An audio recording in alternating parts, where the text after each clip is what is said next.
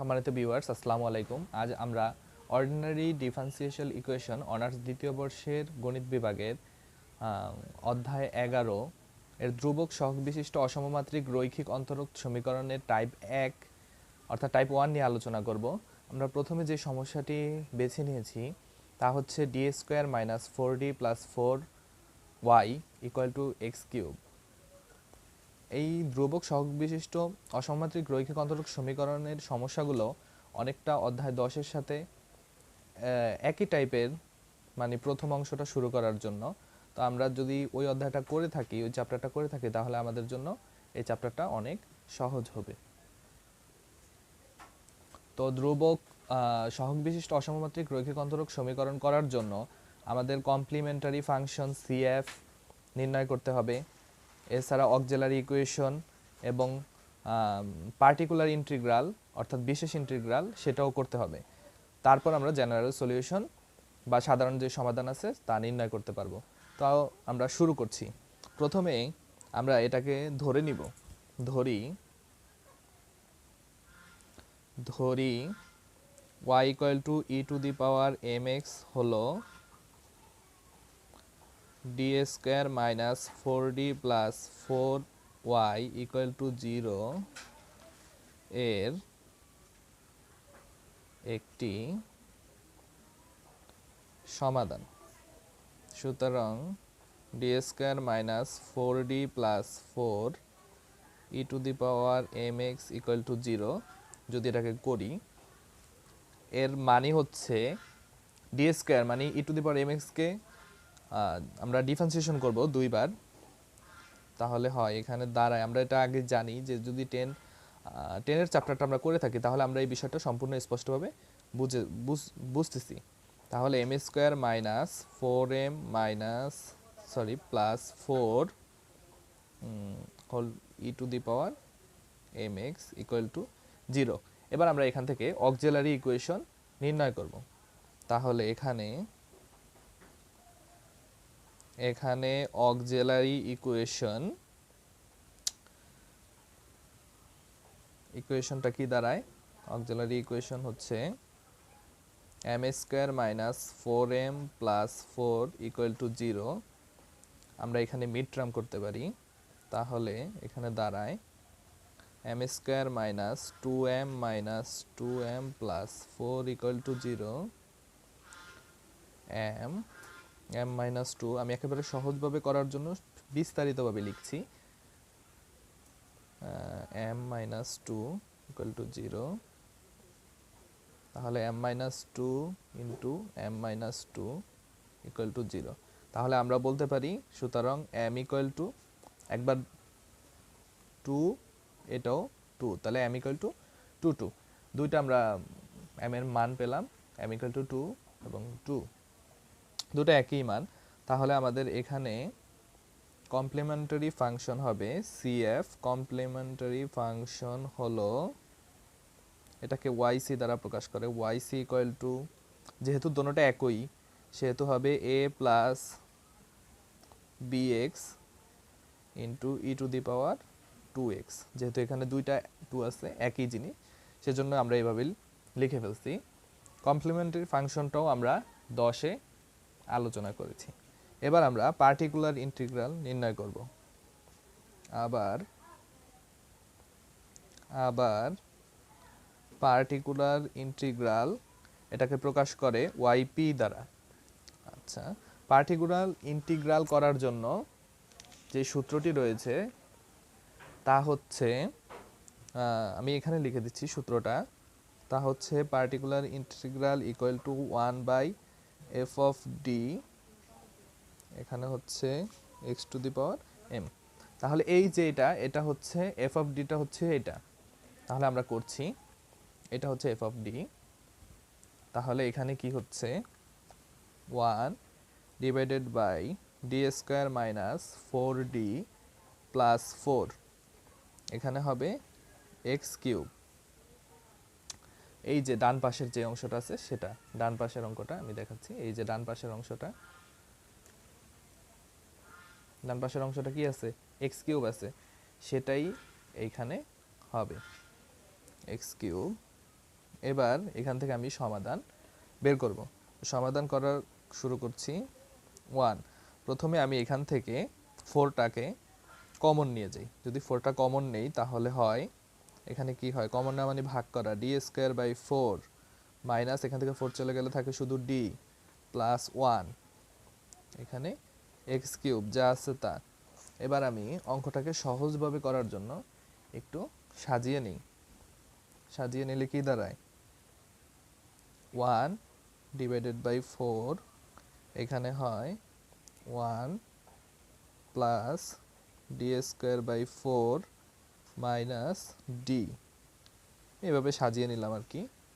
X cube কী করেছি, 1টাকে সামনে নিয়ে আসছি, এটাকে প্লাসের 2টাকে প্রথমে দিয়ে এরপরে মাইনাসেরটা লিখে দিছি সাজানোর কারণটা অঙ্কটা সহজ করার জন্য। এবার এখান থেকে আমরা যেই কাজটা করতে পারি, 1/4টাকে আলাদা করে নেই, 1/4, তাহলে এখানে যে অংশটা আছে সেটা হচ্ছে 1 প্লাস এইটুকুকে আবার যদি আলাদা করি, d square by 4 minus d inverse 1, যেহেতু এটা নিচে আছে 1/x, তাহলে এক্স ইনভার্স আমরা বলতে পারি। তাহলে এটাকে আমরা ইনভার্স দ্বারা নিচে যেহেতু আছে সেহেতু করে দিলাম, আর বাকি আছে এক্স কিউব লিখে দিয়েছি। এই লাইনটাকে আমরা এইভাবে লিখে নিয়েছি। আর এখানে যেহেতু ফার্স্ট ব্র্যাকেট ব্যবহার করছি, এখানে মানের কোনো পরিবর্তন হয়নি। কেন করেছি, কারণ এতটুকুর আমরা সূত্র করার জন্য, এতটুকু সূত্র করা যায় সেজন্য আমরা এরকমটি করি। আচ্ছা, অঙ্কটা বোঝার সুবিধার্থে আমি আবার এই পৃষ্ঠা তুলে নিয়েছি।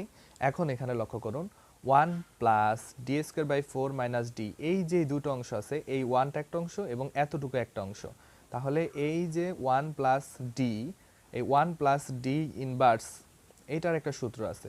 1 প্লাস ডি ইনভার্সের যে সূত্রটা আছে আমি সেটা পাশ দিয়ে লিখে দিচ্ছি। সূত্রটা এখানে লিখে দিচ্ছি, আপনারা লক্ষ্য করুন। 1 প্লাস ডি ইনভার্স 1, এটা বইতে দেওয়া আছে, 1 minus D plus d square minus dot dot dot, আচ্ছা এটা কোন চলতে থাকবে, তাহলে 1 minus D plus d square minus, এরপরে আবার মাইনাস, এরপরে আবার চলতে থাকবে। তো এই যে সূত্রটা আমরা এখানে প্রয়োগ করব। 1 প্লাস ডি, এই যে d square by 4 minus d, এই অংশটাকে আমি ধরেছি ডি, আর 1 তো 1ই রয়ে গেল।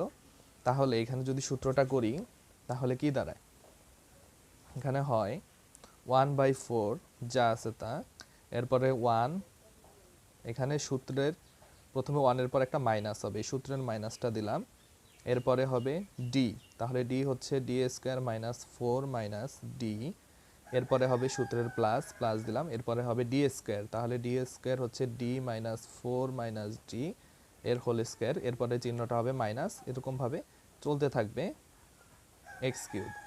এবার সূত্রটা বসালাম, সূত্র বসানোর পর এরপরে কাজটা হচ্ছে 1/4 1 minus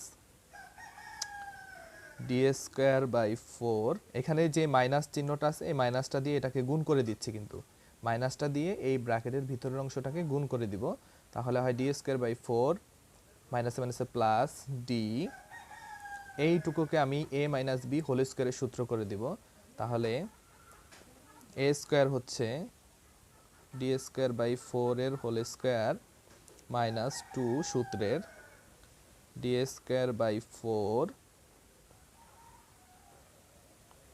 2ab plus b square, d b square করে দিয়েছি। আর এখানে বাহিরে যে অংশটা আছে এক্স কিউব যা আছে তাই অবশিষ্ট থাকবে। তাহলে আমরা এখানে এ মাইনাস বি হোল স্কোয়ার সূত্র করলাম, আর এখানে মাইনাস দ্বারা গুণ করলাম। এর পরের লাইনটা 1/4 1 minus d square by 4 plus d plus এখানে হয় ডি টু দি পাওয়ার 4 আর 4 4 16 16 মাইনাস এইখানে ডি কিউব, এই একটা ডি, তাহলে হয় এখানে 2ও আছে, আবার 2 যদি 4কে ভাগ করি তাহলে শুধু নিচে একটা 2 আসে আর উপরে আসে ডি কিউব, একই সাথে ভাগও করে দিয়েছি, প্লাস ডি স্কোয়ার এবং এই অংশে বাহিরে আছে এক্স কিউব।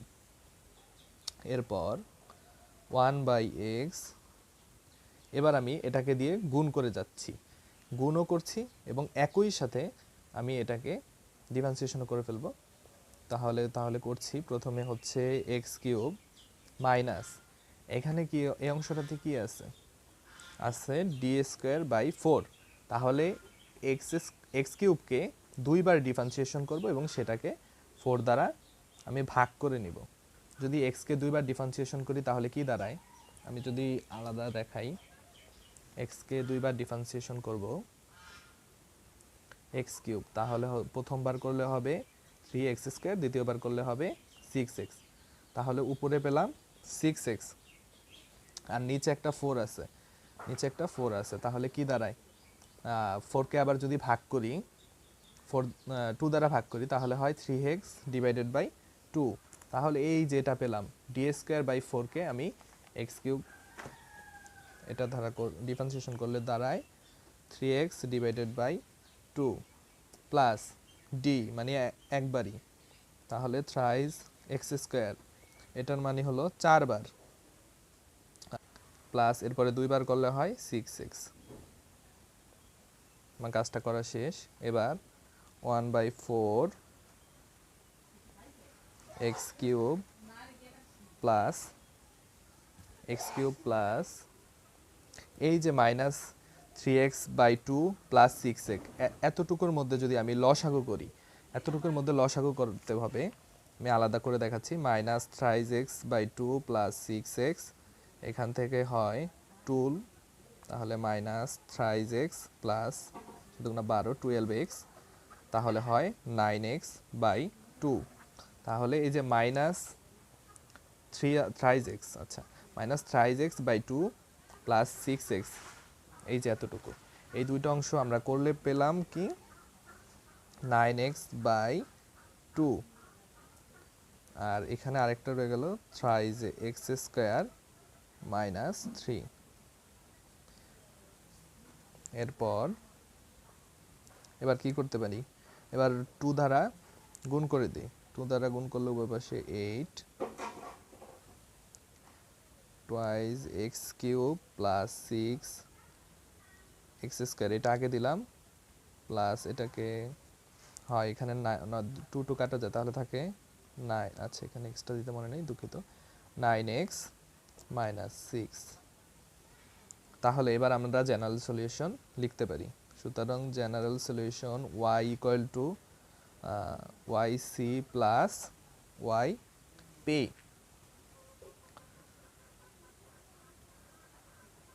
ycটা আমরা কি নির্ণয় করেছি, ycটা পেয়েছিলাম a প্লাস bx e⁻²x, প্রথমে যেটা করেছি, এরপরে প্লাস yp তে মাত্র করলাম পার্টিকুলার ইন্টিগ্রাল 1/8, এখানে বের হয়েছে 2x³ plus 6x² plus 9x minus 6। যদি ভিডিওটি আপনাদের ভালো লেগে থাকে তাহলে অবশ্যই লাইক কমেন্ট করবেন এবং পরবর্তী ভিডিও যদি প্রয়োজন মনে করেন তাহলে অবশ্যই লিখবেন। পরবর্তী ভিডিওর অপেক্ষায় রইলাম। সবাইকে ধন্যবাদ।